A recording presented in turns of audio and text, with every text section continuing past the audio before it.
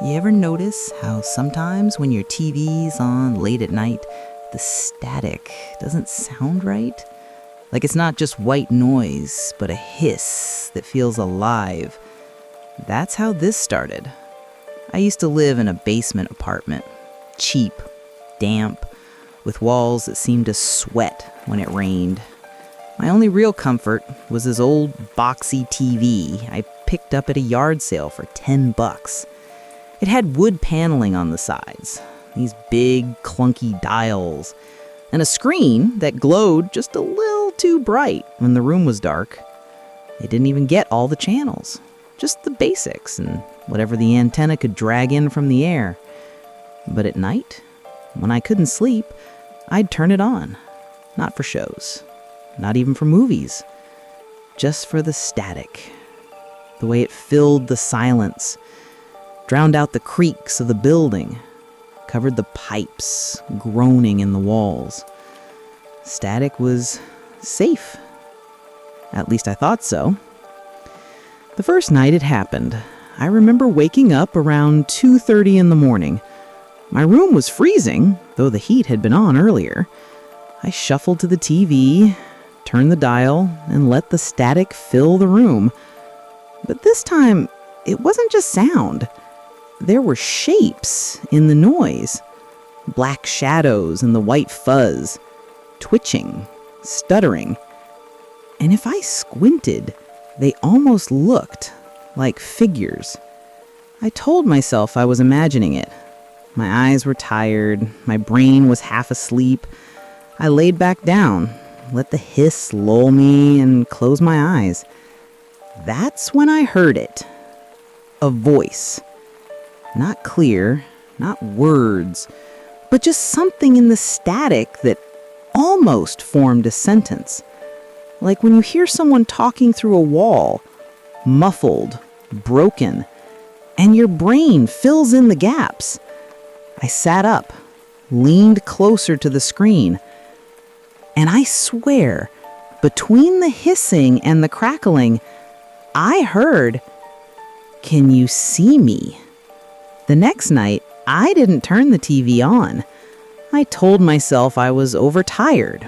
I put in headphones, listened to music, tried to drown out the curiosity. Didn't work. At 2:30 again, I woke up to silence. Too much silence. My heart was racing before I even opened my eyes. And there it was. The TV. On. Static. I hadn't touched it. I hadn't turned it on. The dial was still set to the same dead channel. And this time, the shadows weren't vague. There was one shape. Tall. Human. Standing still in the static. It didn't move. Didn't twitch like before. Just watched. I unplugged the TV, yanked the cord straight out of the wall. The screen went black. Relief washed over me.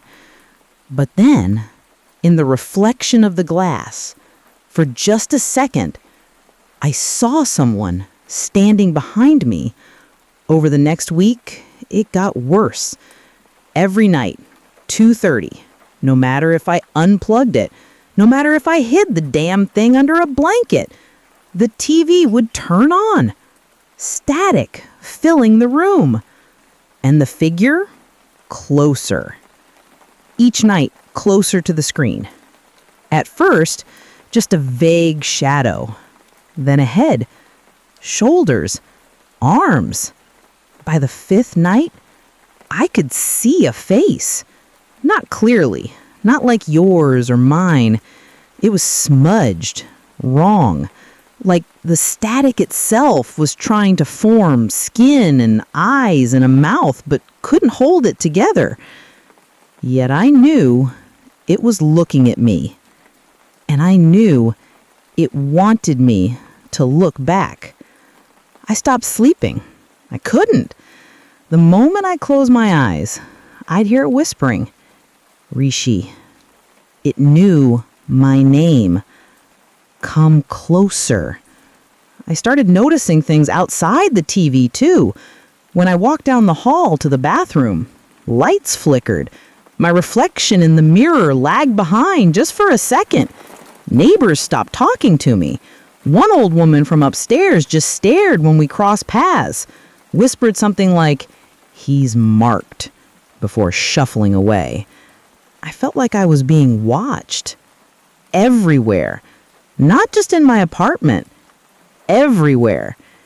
The last night, I didn't fight it. I sat in front of the TV at 2:30, waiting. The static bloomed bright, louder than ever, rattling the windows, shaking the walls. And the man stepped closer. His face pressed against the glass, warping, twitching. And when he opened his mouth, the static cut out.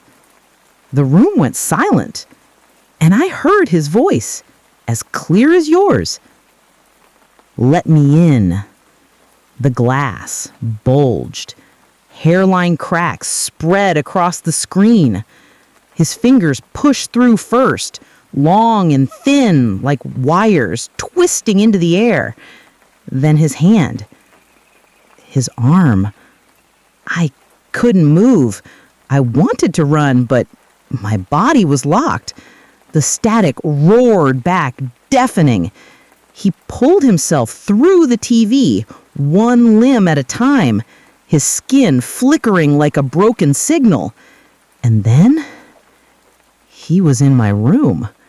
He stood there, inches from me, his face buzzing in and out of focus, sometimes a man, sometimes a blur of static.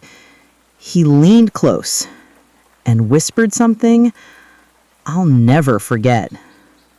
"Now, you'll never be alone again." Since that night, things haven't been the same. The TV doesn't show static anymore, just blackness. But every reflective surface, the mirror, a window, even a glass of water, shows him, standing just behind me. And I think one day soon, he won't just be standing behind me. He'll take my place.